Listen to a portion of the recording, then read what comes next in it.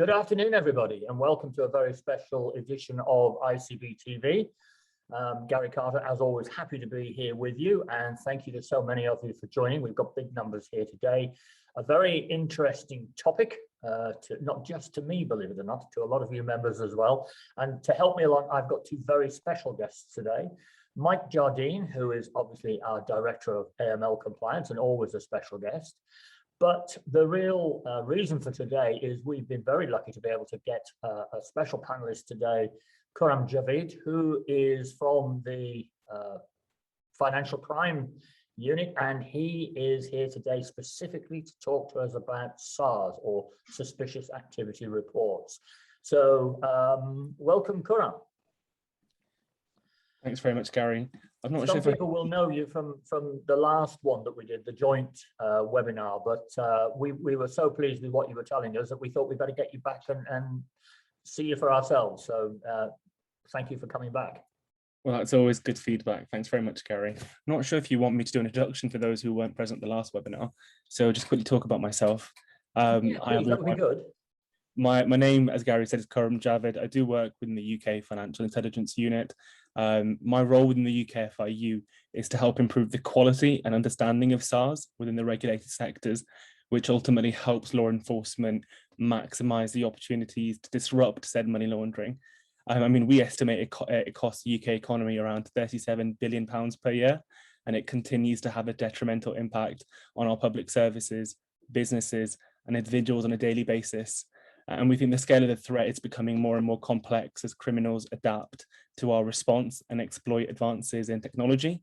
So I think it's important that we continue to update our understanding of where ML and TF risks lie, and understand when and how to submit a SAR and what a good quality one looks like. I'm going to hand back to you, Garry, but I look forward to contributing a little bit more later.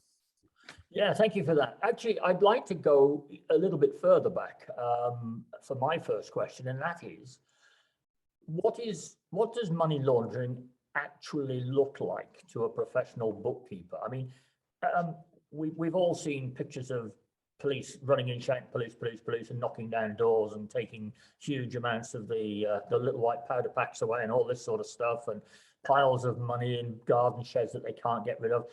But, you know, Mike will agree, I'm sure, that we're constantly trying to bring this to the right level for our members. So you've got a lot more experience, obviously, of this. So what does it look like? Or what does it feel like? I mean, there's various typologies when it comes to money laundering, but I think the telltale signs of when you start becoming suspicious on the front line as a bookkeeper is where you start coming across reluctance from your clients to provide information, where there's incomplete or inconsistent information, irregular money transfers and transactions, complex group structures for which there's no real kind of justification. I think those are really the telltale signs of what money laundering potentially looks like and where you should be asking more questions. Yeah. Mike, I think the biggest problem that we have with members, or challenge, let me call it a challenge with our members, is that they really don't think it's going to happen to them. And, you know, am I right in saying that and it takes a lot of time, they say, which we don't think it actually does. But would you say that's probably the biggest challenge that we have? Yes, it is, and it's identifying those changes, those things that Khuram has gone through there. But it stems back a little bit further in relation to, it's all about understanding and knowing who your client is, knowing what their client does, knowing what the structure of their practice is, knowing what their business is all about. Once you can understand what all that is about, that is the norm. Once you know what the norm is, then it's far easier to identify what is abnormal. And then what is abnormal may ultimately turn out to be suspicious. So if you get it right from the beginning, then these things should be quite easily slot into place.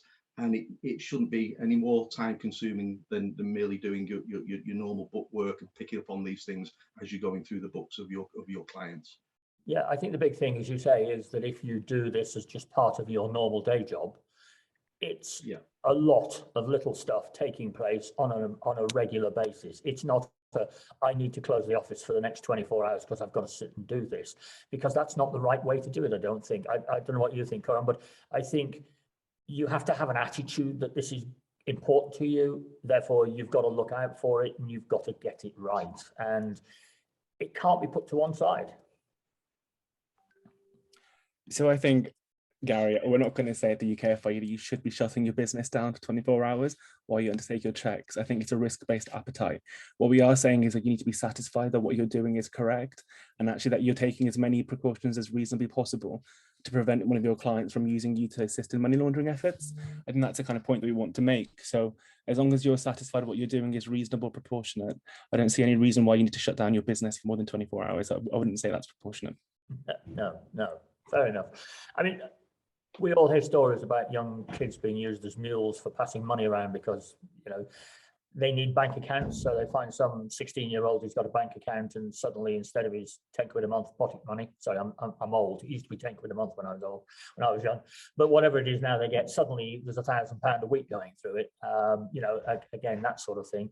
But with small businesses, with small practices, you know, we have to look out for this strange activity that you're talking about. And, you know, Mike and I have experienced this with our members, where suddenly a new partner comes in, and then he or she suddenly gives an injection of cash.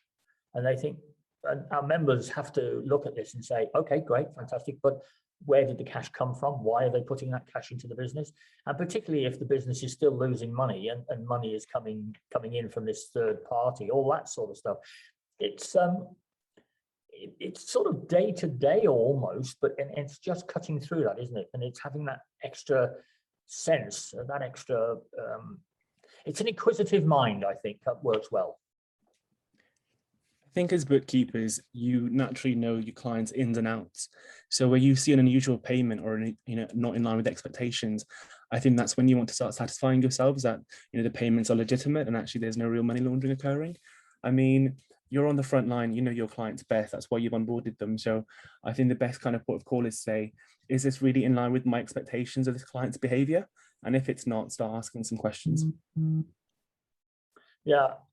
We've had an experience recently with one of our members who's acknowledged that her client was, I think she called him a bit of a Jack the Lad, but she says, it's all right, I look after it, I know what I'm doing. And I don't think we were quite as sure she didn't know what she was doing. I think that's right, isn't it, Mike? But you'll know who I'm referring to.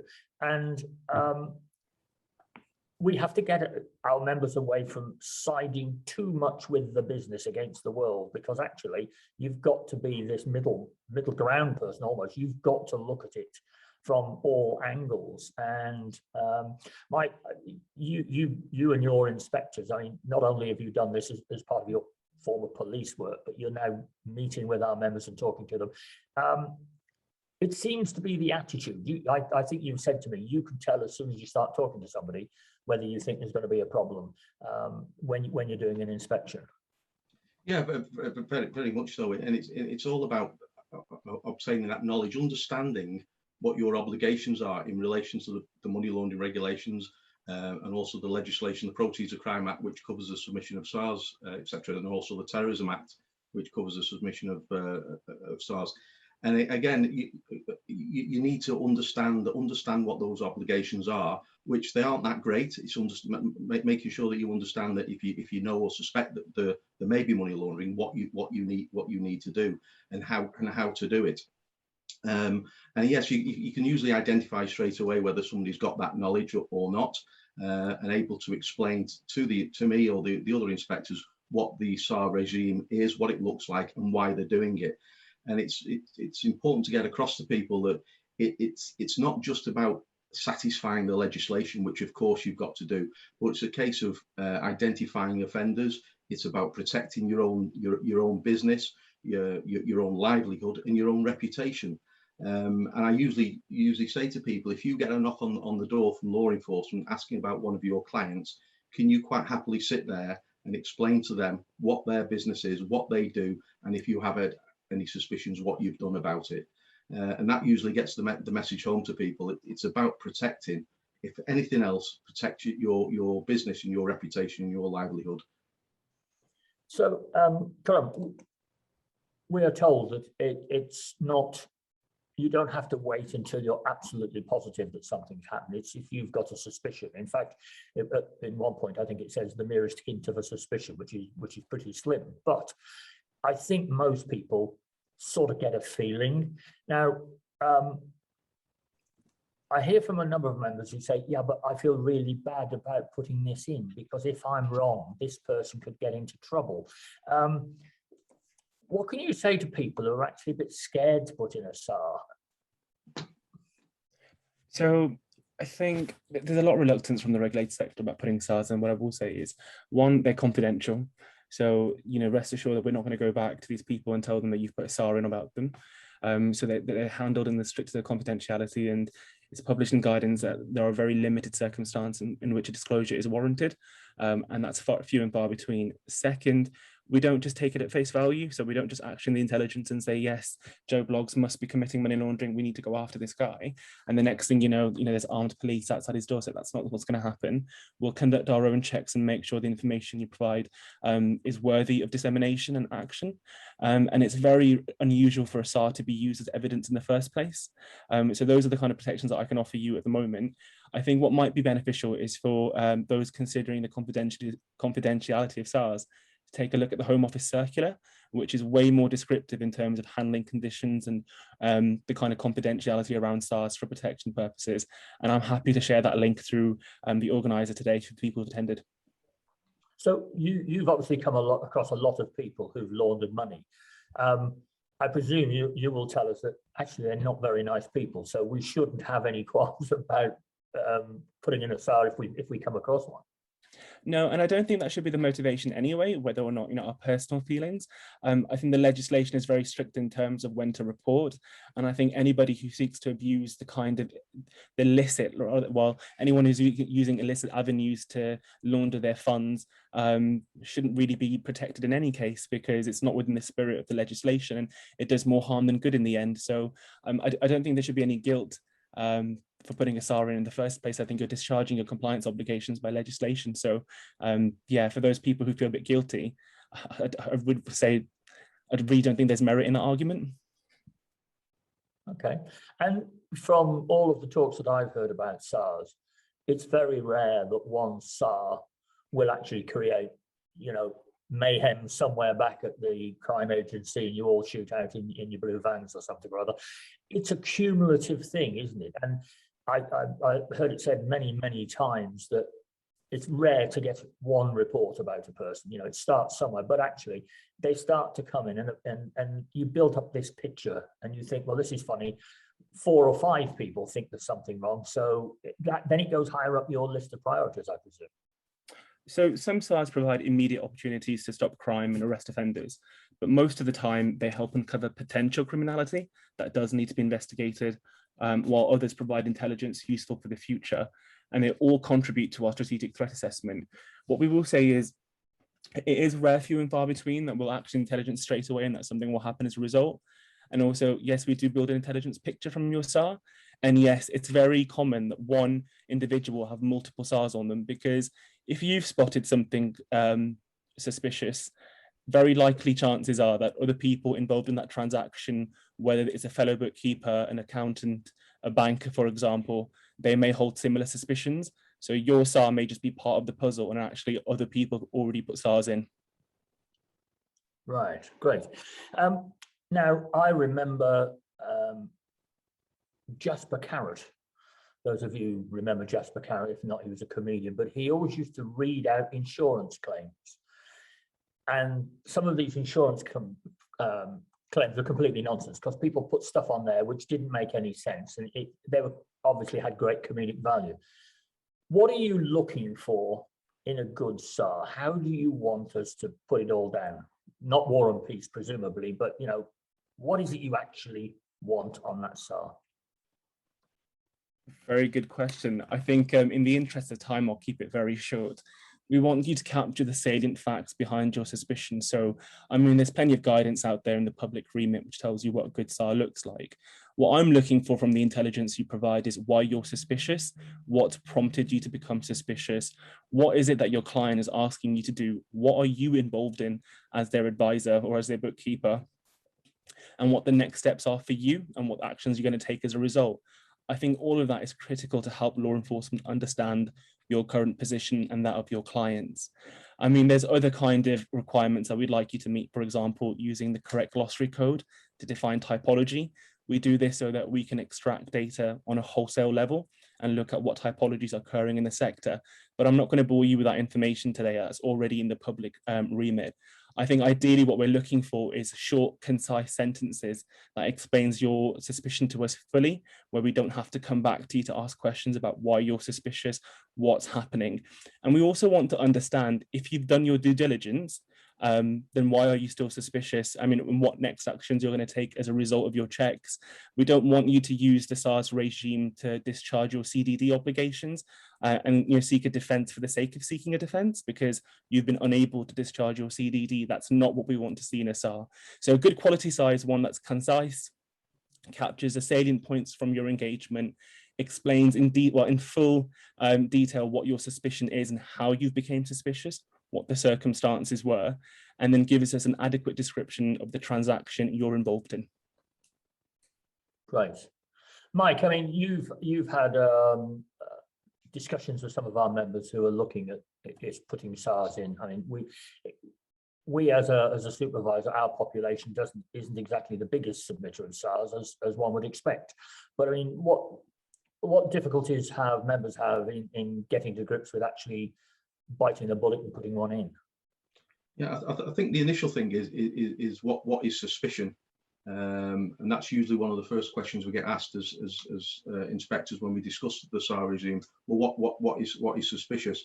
And we go through those things that, like Khuram was saying earlier, but it's important to stress that suspicion is very subjective, and what I find suspicious, Khuram may not find suspicious, but you may, Garry. So it's a case of understanding yourself with all the information that you've got, what is suspicious, and suspicion cannot be transferred in law. You've got to make your own mind up. So whereas we as ICB and inspectors can offer advice in relation to things to look out for, the ultimate decision is with the member in relation to what they think is suspicious. And there is a stated case, I think it's called RV De Silva, which says what suspicion is. And it says it's a vague feeling of unease would not suffice. So it's something more than a vague feeling of unease, whatever that may be. And I just want to add a footnote there that all this information is on the ICB website on a tab called with SARS. It takes you to the Home Office circular that Khuram was talking about, and all the information that you do need, including that stated case about suspicion. So it's a case of explaining to members that's the first hurdle to get over your suspicion, and then the next thing is in relation to, do you know or suspect that they're engaged in money laundering? That's the next important thing, and that the information on which you're suspicious of has it come to you in the course of your business? And do you know the names of the people involved? Do you know where the criminal property may be? These are all things that we try and get over to the member, that it's a sequence of events that you go through in relation to it. But the ultimate decision on whether you submit that SAR has got to sit with the member, with all that they know, all the past history of the due diligence, what the norm looks like. And I know I've mentioned that before, but that is so important. You need to understand what norm is before you can tell what abnormal is and form that suspicion.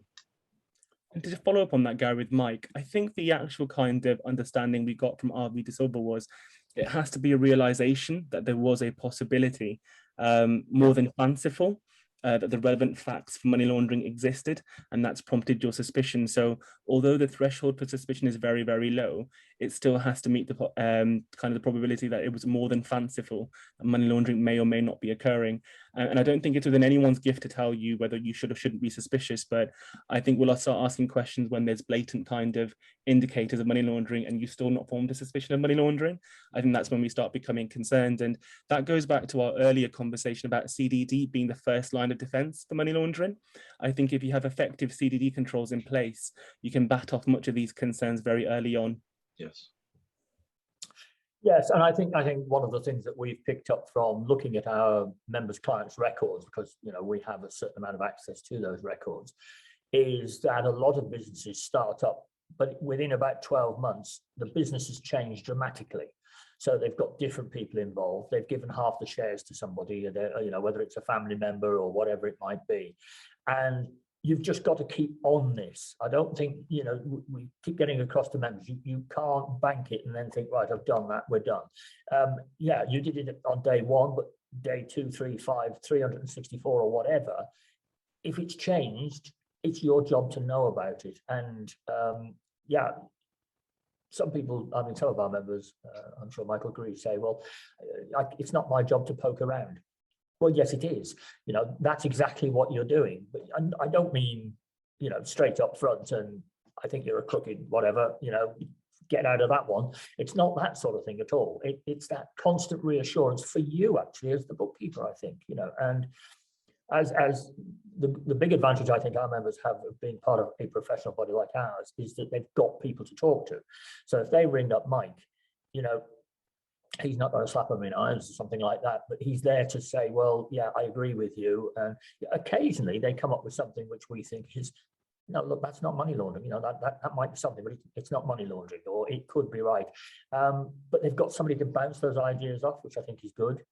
But that should not really put them off a SAR if they've got that strong suspicion, which I think is important. So just remind us how many SARs a year actually come in at the moment. It's about 500,000 or more. It's more than 500,000. I think this year we might even be hitting 750,000, but those final figures aren't in yet. We see more than 500,000 SARs every year. That's a lot. Now, I think, I can't remember the actual figure, but I think our bookkeepers put in a very small number compared to that. Having said that, the small number could be the ones that lead to the biggest cases. I mean, who knows? And I remember when we were first getting involved with money laundering, and we had somebody over from what was then soccer, which obviously is done now, but they showed us a scatter diagram of all sorts of numbers, telephone numbers, people's, etc. And they said it all clicked together when they found a dodgy mobile number, which somebody put on a SAR. And they said, wow. And it sort of lit up like a Christmas tree. And said that was it. That's what we needed just to be able to do something like this. So it's good to have it there, I think. I'll give you an example of how SAR builds an intelligence picture. I mean, this is a recent success that we've had. And I think it really helps contextualize, the importance of putting a SAR in. I think Martin, my boss, will probably be really impressed with this outcome and would want me to mention it. A couple of weeks ago, we became aware of a female who was seriously assaulted on her way home in the park. And she had some information with her, which we were able to exploit. There was no other intelligence on our databases for the individual concerned who had perpetrated this crime, other than a telephone number. Now, luckily, a reporter had filed a SAR previously with that telephone number. So when law enforcement were able to go in and search via that telephone number, they found a suspicious activity report, which revealed his full address, his information, and they were able to go ahead and arrest this person. And that's just from one phone number. They were able to scan an entire database and extract those kind of details. So even if you think the information you're providing may not be relevant in the context you're doing so, it will help build an intelligence picture for later. And that one SAR has helped us apprehend the suspect. So I think the point I'm trying to make is it helps build an intelligence picture. So you shouldn't shy away from thinking, oh, my SARs are relevant, it's not going to matter, because actually this reporter who put this SAR in probably thought the same. And it turns out it's helped bust a really serious case. Oh, well, that's good to know. One of the things if you look at a lot of the organizations put in SARs, or the people put in SARs, they're from inside a bank or some large institution. They can sort of slide into the background and nobody would be able to pinpoint the actual person that put in the SAR. Now, if you're a bookkeeper, you're working in a small village, you're looking after 4 or 5 of the businesses there, and you suspect one of them is laundering some money. You put in a suspicious activity report.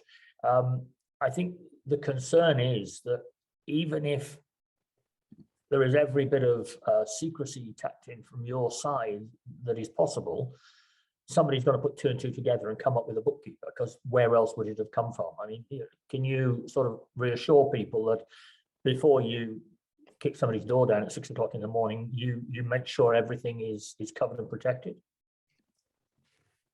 So I don't think it ever gets to a stage where we're going to kick someone's door down straight away. I think there'll be a number of intelligence reports we consider before we do that. I think the only assurance I can give you is each decision that we make at the NCA is backed by a comprehensive risk assessment. So we would consider the proportionality, the risk to the reporter, above and all else. We wouldn't reveal that information unless there were really strict criteria that we'd have to meet, and that's all part of the Home Office circular. I think there's not much more that I can say to satisfy reporters, how kind of confidential a SAR is and the kind of measures we go through to protect your confidentiality. I think the only other position we can take is to share that circular with you, so you can have a read for yourselves about the parameters we operate in as a UK FIU. Like I said, there are very, very a minor number of circumstances where we would tell a subject that this reporter has put a SAR in about you. That's just never likely to happen, because we are governed by strict rules. I think if you are really concerned about your identity, you can always put a SAR in anonymously. There's the option to do that. It's rare, but you can still do it. Yeah. Mike, what sort of feedback do you get from the members that you've spoken to that have put in a SAR? What are they? How do they look at it? One of the main concerns is what to do with their client once they've submitted a SAR. Now ultimately that's a business decision, but if you've decided to submit a SAR, then obviously that's going to be your next decision. And the advice we give is if you decide to continue to act for that client, which you're quite within your rights to do so, then it's important to complete some enhanced due diligence in relation to your client, because you may be considered as high risk. And then to monitor the activity of that client more closely, and if something changes, something else happens, to submit another SAR. Don't just submit the one SAR and that's the end of it. I've done my bit. If there's another suspicious transaction or something, you need to continue submitting the SARs. But also equally, they may decide to disengage from that client, and that is the concern about how to disengage from the client without alerting them and potentially tipping off in relation to the submission of that SAR. And that's something that it's got to be a business decision, whether you wish to continue with that client or not. But again, I stress to people that if they want an exit strategy, then that is something they can discuss with us as an exit strategy. And again, if quite often I've seen members have submitted SARs but continue to work with their client, and they're quite happy to continue to work with that client, and then the finger of suspicion is not pointed at them because they are still a client, and they feel quite comfortable in relation to that. However, on the flip side to that is if they really do believe that they are up to no good, then they will disengage. But that is something that I stress we can help them with a cunning plan to disengage from them. Yeah, it's there is a way that if you're about to be asked to put through a transaction for a client, you can get the okay from the National Crime Agency, but that isn't for this sort of thing, is it? That's where somebody's about to put a big check into a bank or something or other. It's not a bookkeeper level. You're not going to turn around to somebody and say, yeah, we understand he probably is a crook, just carry on working for him. That's never going to happen, is it? No? What do you think, Khuram? Is it that's a different thing altogether, isn't it? Giving somebody the authority to continue with a transaction. So I think we come on to the realms of defence against money laundering here, which is completely separate to a SAR. I think the option is always open to a reporter to seek a defence against money laundering if they think their transaction that they're assisting in is in some way going to lead to an act of money laundering, i.e., transfer, acquisition, use thereof. And that's what the defence against money laundering regime is designed to kind of combat. And you'll either get a defence from us to proceed with the transaction or not to proceed. And those decisions are weighed against kind of your need to proceed the transaction. So, in not doing so, what is the impact on you? What is the risk to you as a reporter? And again, it is your decision to seek a DAML. So you may very well decide the risk to you is so disproportionate that you don't want to seek a DAML and you want to go ahead anyway. But then I'd say, well, you need to look at your obligations in the pocket to make sure you're not failing there. So that's what the DAML process is designed for, to seek a defence for a particular transaction. Yeah. Okay. the big question I think we come across more and more is fraud different to money laundering? Now, there is an answer, obviously a simple answer to that, but I think way back when we first started all of this, any money that was brought about by nefarious needs, activity, whatever it was, as long as people then spent that money that they should have been doing something else with, it became money laundering. Is there still an appetite for that, or would you rather fraud be treated separately and not SAR'd? That's a very good question. So here's my stance on it, and this is my opinion. I do think fraud is different from money laundering, although it could include money laundering. I think at the point of a kind of first line fraud, the property itself isn't criminal at the time because you're still you're in the process of being defrauded. Once you've been defrauded and there's an act of moving the proceeds from that fraud, it then becomes money laundering. I'd say in order to report, you need a suspicion of money laundering. So if you believe the fraud occurred is, genuinely money laundering, then put a SAR in. That's what I would do. But if you think the fraud itself is in occurrence or has not yet completed and the client's being defrauded or is attempting to defraud someone else, I'd very much ask myself the question, is it just fraud at the moment or is it money laundering and fraud? And does my kind of obligation to report arise as a result? I think that's the clear distinction between them. I mean, I'll give you an example. We're seeing fraud at the moment where, and I think you've all kind of become aware of this through national campaigns, where people are being asked to, satisfy warrants against them because the National Crime Agency has suspended their insurance number, which isn't within our gift, to be very clear, but it's a type of fraud that's occurring to exploit vulnerable people. So the money itself is clean that they're paying, it's not money laundering.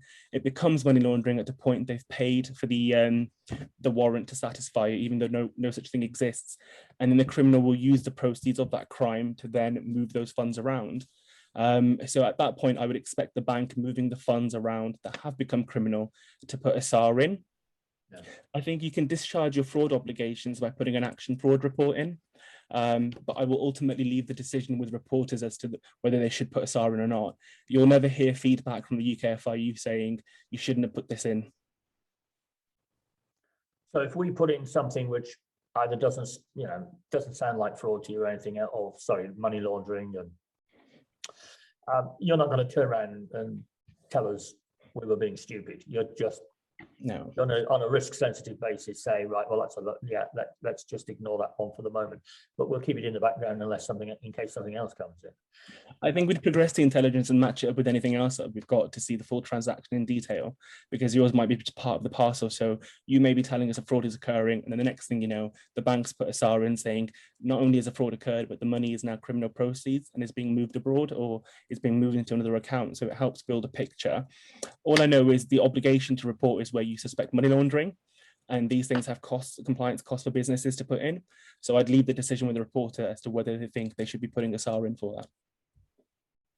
Yeah, I think a lot of the webinars and actual face-to-face meetings that we've done to cover money laundering over the last, 13, 14 years, we've had scenarios which are specific to bookkeepers, and it just amazes me how different they can be and how intricate and how normal they look until you just scrape the surface a little bit, and then you think, well, hold on a minute, this isn't right. So yeah, it's a question of just being aware and making sure they're doing what they do. What I will do, I'll have a quick look. We've got a question here. I've got one from Naomi Griffiths. I think yeah, just out of interest, how many SARs would an average ICB bookkeeper typically submit over a 5-year period? I'm just wondering how often people actually submit a SAR. Mike, it's not that regular occurrence, is it? No, it's certainly not, and we're not going to put. Well, Khuram's team aren't in a position at the moment to give us that breakdown, the current breakdown. We have got a breakdown of how many bookkeepers have submitted SARs, but not the breakdown just for ICB. But from the inspection process, it's extremely rare, very few and far between. The good thing about it is when we've spoken to members, we've not come across anybody that we believe should have submitted a SAR when we've spoken to them. It's just that they haven't had the need to do so. I think we've come across this before, and I presume you've got a view on this, but we're told that we are a little bit gold plating when it comes to the AML here at ICB. You know, we do use a sledgehammer to crack the occasional walnut, and a lot of people think we do go over the top, but we try to reassure them that it is out there. Everybody that is crooked is looking for a new avenue because the old avenues are being closed down, but at the time they could well be the next big mule or whatever the phrase is. You're happy that our vigilance is what is required to make sure that it doesn't spread like wildfire through the bookkeeping profession? Very good question, Gary. I think I'm going to have to plead the fifth on this, the American terms. I can't say that I have an opinion, and I think the default position is to be safe than sorry. It's not for the UK FIU or the NCA to say whether the level of reporting from bookkeepers is proportionate to the risk the sector faces. I think that's definitely one for you, Mike and Gary, to kind of take forward. What I will say is, I don't think there's any harm in being safer than sorry. So if you are taking an overcautious approach, I don't see any harm in that. Good, I'm pleased about that. I mean, I think, Mike, when you're doing inspections, you are finding that some people are not doing it correct. So therefore, it justifies what we're doing. If we get everybody up to the level where they all appreciate what they're supposed to be doing, we don't need to do any more tweaks, then we'll disband and you can disappear. But I can't see you being disbanded anytime soon. Thanks for that, Gary. No, it's unfortunately we are still finding lots of people non-compliant to the money laundering regulations for a variety of reasons, and again, it's an ongoing educational thing that we're going through. So hopefully we will get everybody up to speed. And again, it's just trying to enforce onto people that we're not doing it for doing its sake. It's a case of making sure that you protect your business and your livelihood and your reputation, because if you come unstuck and fall foul of the legislation, and I'm not just talking about the SARS, any part of the legislation, the reputational damage is absolutely huge. And I could give examples of where it's happened. So it's just a case of making sure you understand what your obligations are, understand, as I say again, in relation to your clients, what your clients do, what they're all about, what the structure is, if the structure changes, and if anything changes, then you think they're laundering money, then submit a SAR. Yeah, and you might be a bookkeeper, 20 years in the business, 20, 30 really good clients, you're getting on well with them, they're doing well. You've got to keep the guard up for the next one that comes in that might just think, oh, they've got a good reputation locally, I'll use them, that gives me the seal of approval because I'm using an ICB bookkeeper, and I'll put my funds through this system. So yeah, I think that's quite important. I mean, the people who complain tend to be the ones who've just been inspected, I have to say, but we'll do that more. So, Khuram, you've just sent us a link, I believe. I think there was a question on where to find the Home Office circular for SARS confidentiality. So I've just circulated it in the group chat.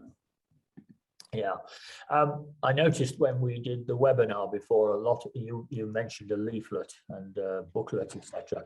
And we had a lot of our members saying, you never sent me a leaflet or a booklet. Well, just to reiterate, no, we haven't, because we carry it as part of our online presence. It's all there, and we top and tail it to make it a little bit more specific to bookkeeping or what you're likely to come across. But the whole stuff is in there. It's becoming quite a library, isn't it, at the moment, Mike? I mean, it's getting bigger. It is, yeah. There's links to all the publications that Khuram's team has produced in relation to the glossary codes, best practice for SARS, other sections of the NCA website. There's links to that Home Office circular, to the what is suspicion stated case, the RV De Silva. Everything that you need is on there, and if you go on there and find that there's something that isn't there, just let me know and we'll make sure it's there. But I think you'll find that it is very comprehensive, the library in relation to SARS. And I think the other part of our role as a supervisor is to make sure that none of our members are actually criminal themselves. I mean, it's thankfully rare, but I can think of one practice that has been sent somewhere else because we just couldn't understand what it was they were doing. It looked dodgy. So, you know, in that case, that's when you put in a SAR, isn't it, Mike? But yeah, thankfully, it is very few and far between. When you think we've got what, nearly 3,500 practices, we've got about 5,000 of you working in that, you know, one practice. It sounds like a very small number, but that one practice is very important. You know, we have to make sure everything is right. And in the background, the supervisors, there are 21 of us, I think. No, schedule 21. Is it 22 supervisors, something like that? We share information to make sure that people don't go supervisor skipping to avoid things.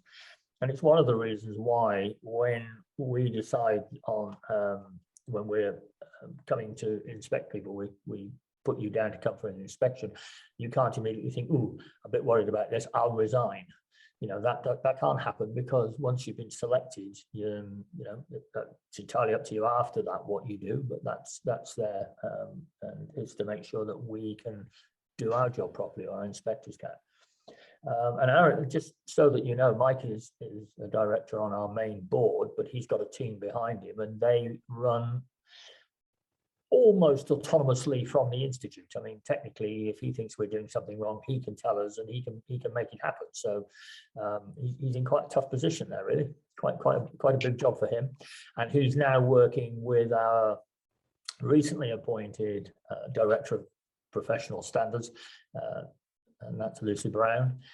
Now, she is a former ICB bookkeeper, so she's been there, done that, got there, you know, the practicing bookkeeper t-shirt. Now she's got the ICB t-shirt to go with it. So that's proving very helpful to us as an organization, because having a foot in both camps and understanding how this all works, it does, I think, help us come up with the solutions in a slightly different format, so it appeals to the people that we're actually working with. Is there any particular message that's coming out of the FIU and NCA and all the rest of it at the moment, Khuram, that you think we ought to be taking notice of particularly? So I think what we want to emphasize really is that if you're an organized criminal, we're not talking about your members, we're talking about genuine organized criminals. You're very unlikely to go to a big accountancy firm to help launder your funds. The risk very much would lie with sole practitioners or very small to medium tier firms on the high street, because I think criminals believe that those small to medium high street firms will buckle to the pressure of organized criminal activity. So I think when we're having these conversations with, you know, sole practitioners or bookkeepers, people who do this, you know, as a side profession, it's we very much think the risk lies with you, and that's why we're having these conversations. We don't think the risk is disproportionate in terms of, you know, it's very unlikely to happen to you. I think the data shows us that it's very likely that organized criminal gangs will exploit sole practitioners or medium tier firms, because they think that's where they can exert the pressure. So the message that we want to put out there is make sure your CDD controls are appropriate and effective, and that actually your risk appetite is thoroughly reflected. And if you do need the support, you must reach out, because that is the role of your professional body, creating some work for you there, Mike and Gary. But we at the UK FIU will also help. So there's guidance material that we've published to help you understand the requirements of the regime. And we have a dedicated inbox, which I will share in the group chat, where you can always raise a question if something's not working for you, and we will aim to respond. Great. I think there are a couple of concerns on the horizon for us that you probably won't want to comment on, but one of them is that we are seeing an increasing number of offshore companies offering bookkeeping services in this country, bookkeeping, accounting, even auditing, and they're using highly qualified people, but they're not in this country. And if you read the legislation, we don't seem to have much jurisdiction over them. Now, they'll have an office in this country, they'll have one person there, and they will class themselves as business advisors or something or other, because they don't carry out the activity. They seem to be skipping through the law at the moment. Now, we're looking at supervising 2 of those at the moment, and you know, because I think that we should demand the same standard of their bookkeepers as we do of ours, but you know, we're a bit out on a limb on that one. And as I say, you probably don't want to give your opinion on that, Khuram. You probably can't. I'm sorry, I won't embarrass you and put you into that. And the other one is the proliferation of digital. Now, digital is great.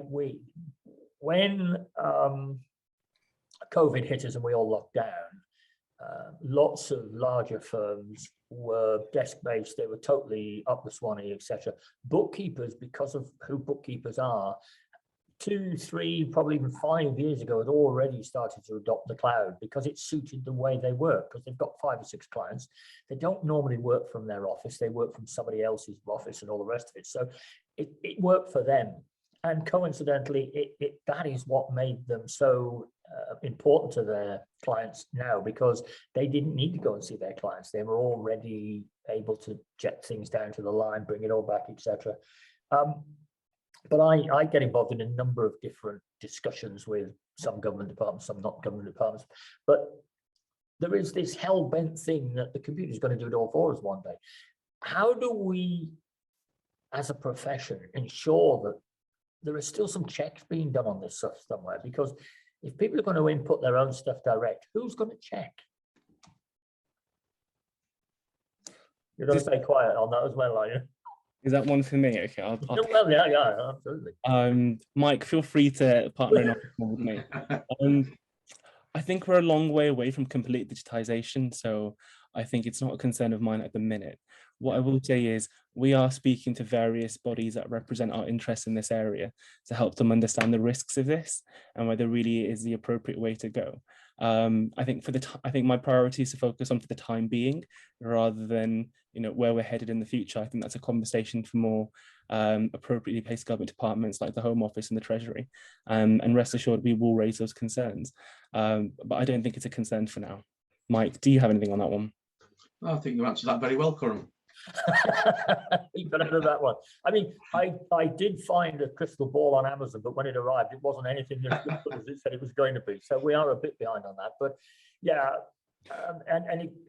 there are organisations, as I say, at the moment that are just taking whatever, I call them white van man or white van woman, rather disrespectfully, I suppose, but self-employed people do their own accounts, send it out, and somebody just tops and tails and sends it back as a finished set of accounts. And I can see that I don't think it's fraudulent. I just think it's a lack of understanding. I mean, it takes our people a minimum of 12 months and up to 2 to 3 years to get properly qualified to know what they're doing. How buying a piece of software can make it something that you can just learn within 30 minutes and you get your invoices out and get paid quickly is obviously difficult. And it's just virtually impossible. So we are fortunate that we have some great partners in the software companies, and we're working with them, and they all have a desire to get this right. But obviously it's a question of selling product, but also that they've got a team of techies somewhere, and their job depends upon them coming up with the next big, fast, time-cutting idea. So I see it being a difficult marriage, as they say. I think my opinion on it, just to reiterate, Gary, would be, I think we're a long way away from complete digitization. And I think everybody acknowledges there are some concerns with this. When I say some concerns, I mean some deep concerns. And I don't think we'd ever get to a position where there is no formal position from the government, the legislation in response to that. I think POCA is fairly responsive to kind of the growing digitization of various sectors. And I would be very unsurprised if it doesn't respond through legislative reform at some point in the future. Naomi Griffiths asked one here, this is actually for you, Mike, really. Is it good practice to inform the ICB if we do need to submit a SAR? Yeah, you certainly don't have to notify us, but I think it's good practice if you wish to speak to myself in relation to it, so we can go through it and discuss your concerns, etc. But there's no obligation for you to do that. But I think the answer to the question would be, I think, good practice to do that. Right, I've got what I've got here from Elizabeth L. I will say no more. I've been doing the books for a client for nearly 30 years, and many years ago I suggested to this client that he change his accountant, as I was not sure that he was right for him. In fact, at the time I felt it was very dodgy, and just made sure that my dealings with him were kept to a minimum. ensure that my client's books were more than perfect. My client did change accounting in the end, and it was soon after that his previous accountant was investigated. If this situation ever came up again, would I be expected to submit a SAR even though I did not deal with him direct? So in other words, Khuram or Mike, whoever has got the appetite to answer this one, it's something we come across a lot. And most accountants, I have to say, like everything else, they're brilliant at what they do. There are one or two that make a name for themselves by basically reducing tax liability normally, or whatever.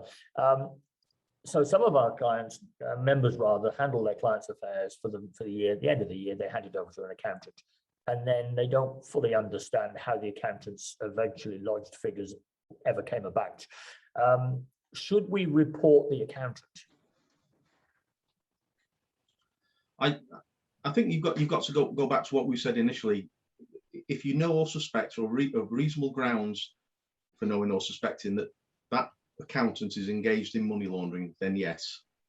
All revolves around whether you believe or suspect that they are engaged in money laundering. If you do, then yes, submit a SAR.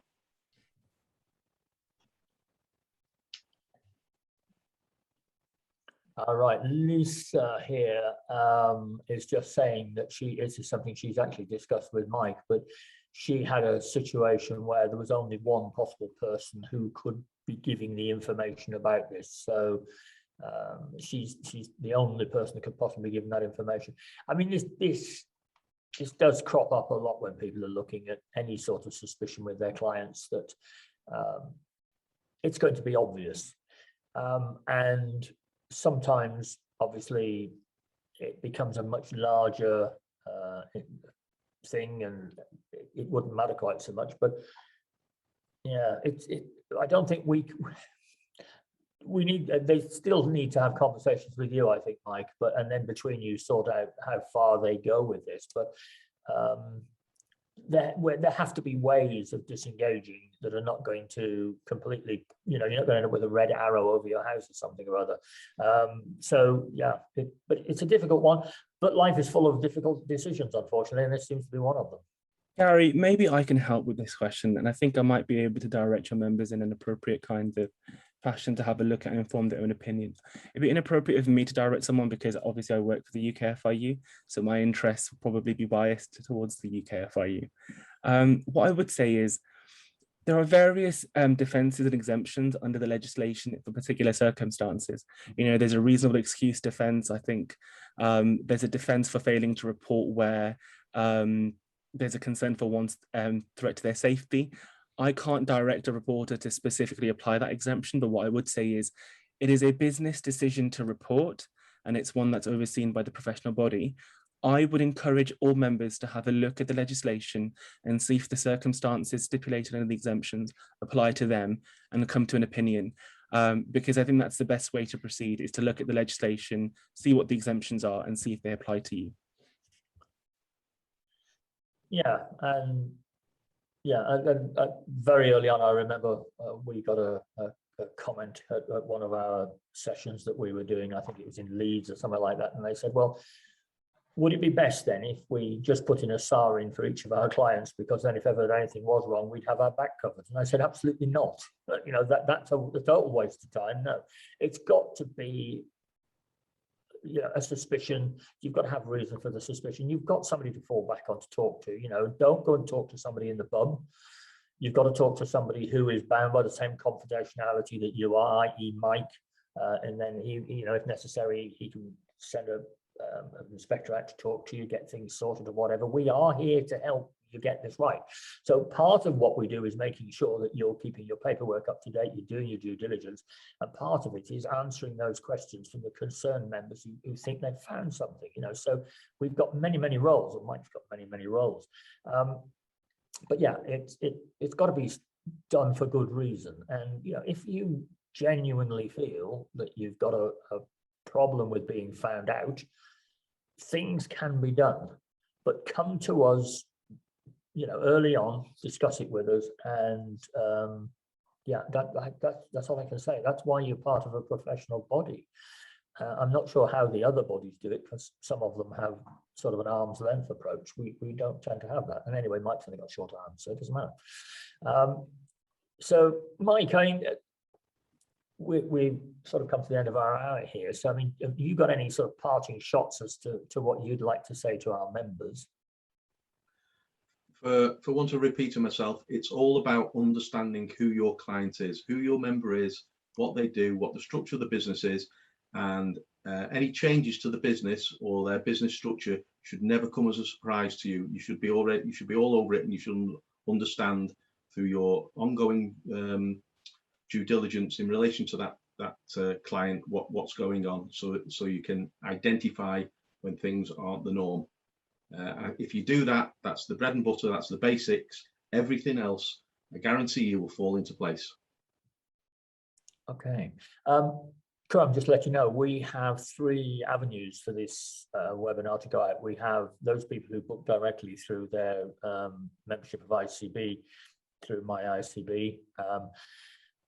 We also have Facebook groups for different branches, different areas, council, etc. Their questions don't come through today.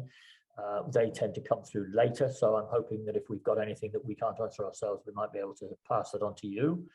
And then, of course, we've got good old Facebook. So if ever you want to laugh on a Sunday night, that you can look back at some of these old ones. Sarah Douglas has just come in and says, thank you for your information webinar. Great, Sarah. Sarah's from up in Scotland, one of our leading lights up there. So, Khuram, what's this? Oh, just people thanking you for your time anyway. But yeah, no, so anything that you would like to say which sort of sums up how our members should be approaching all of this and what they need to do to make your job easier, find a few more crooks? I'm just going to back up what Mike was saying, because I think it's an important first step. I think effective CDD is always a key part of AML defenses.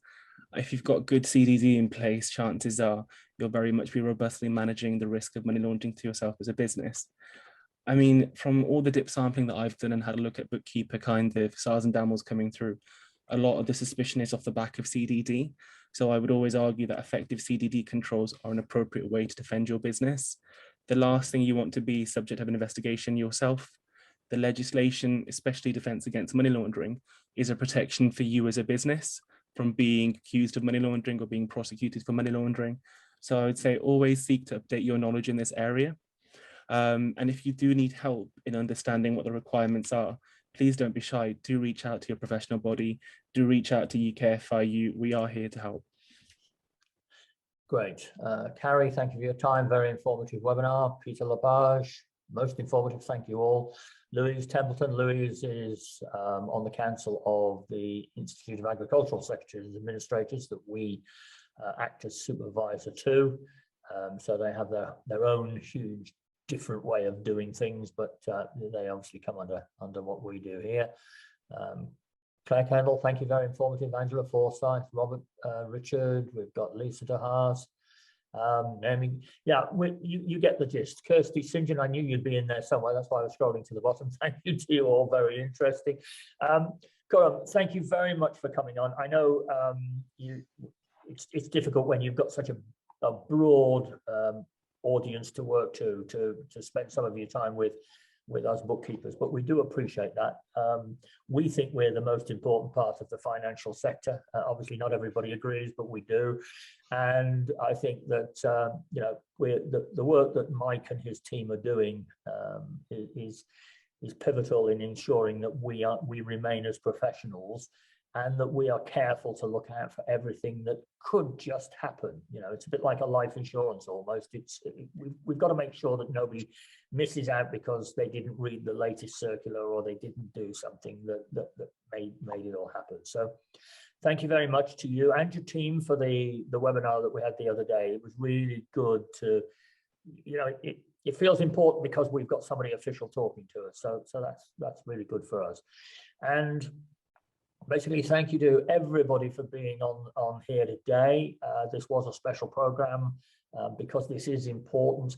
we've said not many people, thankfully, have the need to use this, but we just want you to feel secure that if something crops up and you do need to use the SAR program, that you understand it, or at least you've got somebody to talk to. Go and talk to Uncle Mike. He's there for doing all this sort of stuff. He's there to help you through. And we will see you tomorrow for Thank Furlough. It's Friday. Meanwhile, thank you both once again. Thank you all for being here. See you all soon.